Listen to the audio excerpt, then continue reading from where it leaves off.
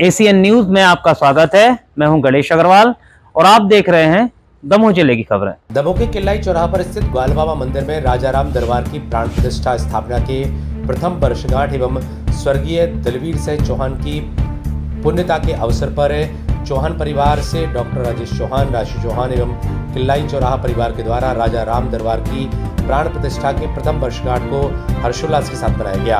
इस अवसर पर सुबह से मंदिर में पूजन हवन किया गया। इसके पश्चात संगीतमय सुंदरकांड का आयोजन किया गया। इसमें सैकड़ों की संख्या में लोगों के द्वारा प्रसाद ग्रहण किया गया। राजाराम दरबार की स्थापना की प्रथम वर्षगांठ पर राम भक्तों द्वारा हर्षोल्लास के साथ खुशियां मनाई गई। Report ACN news.